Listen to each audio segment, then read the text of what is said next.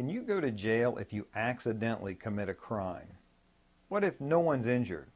What if there's no property damage? What if there are absolutely no consequences whatsoever to what you've done? If you accidentally commit a crime, can you still go to jail? Hi, Larry Kaye, ShadowAnyone.com, and the creator of the Investigator's Ultimate Guide series, Premium Private Investigator Training, from someone who's been there and done that. I am not an attorney. If you follow me for any length of time, you know that. I'm not giving you legal advice here. If you're working a case and you have to establish that a crime was committed, generally speaking, you have to establish two things. You have to establish the elements of the crime. So, for example, on a trespassing case, if the elements of the crime are that the property has to be clearly posted and that the person was on the property, you may have to establish that those two things occurred. So you might have to go out and take pictures of showing that the sign is posted, that it's clear of foliage, it's not overgrown, it's clear and easy to be seen. And you also have to establish the second element of the crime, that the person was actually on the property. Now, another thing you generally have to establish when you're trying to put together proof of a crime is you have to prove intent, that the person intended to commit a crime.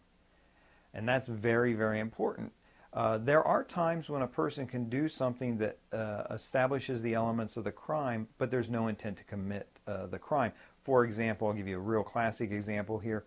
A woman goes into a store. She's looking at some purses. She puts one over her shoulder, checks it out in the mirror, likes it, and decides she wants to buy it. She continues shopping. She picks up some other items. As she checks out, she buys the other items, completely forgets that the purse is over her shoulder. It feels normal. That's where she normally carries a purse. She's not trying to hide it from the cashier, and she walks out of the store without paying for it. Was a crime committed? No, a crime wasn't committed because she had no intent to commit theft. She wasn't trying to steal. She just accidentally walked out with this thing. So you can see that that's not a theft. And if you were to try to prosecute that person for theft, you would have to prove that she intended to try to steal it. And I just don't think you're going to in the scenario I just gave you. Now, there is an exception where you do not have to prove intent, and these are called strict liability laws. A strict liability law means if you commit the action, if you commit the crime, whether you intend to or not, you are still guilty.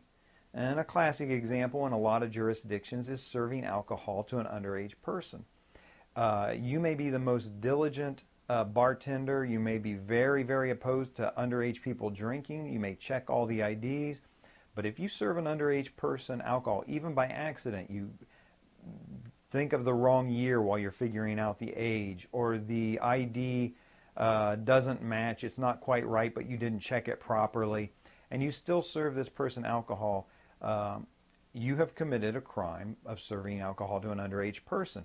I know of one case in particular where a person did this, never wanted to serve an underage person.